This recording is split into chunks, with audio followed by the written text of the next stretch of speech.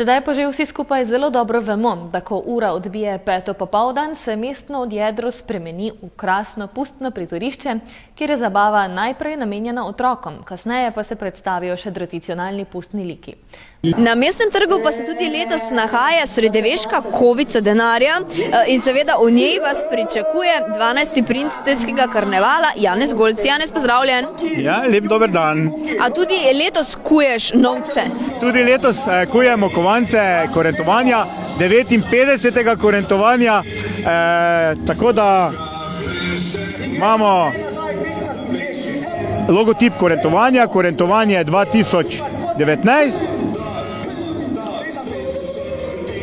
In pa na drugi strani Viva Petovio, 1950 let je letos in en taki kovanec vam podarimo. Ob kovanem novčiču pa vam mojster Janez na srednjeveški tiskalnici odtisne še motiv kurenta. Takole vzamemo valček in nanesemo to barvo na tiskovno formo.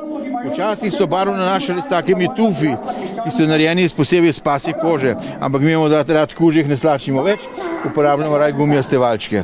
Vzamemo takle papir in ga položimo tukaj na tiskalnico in potem to damo v prešo.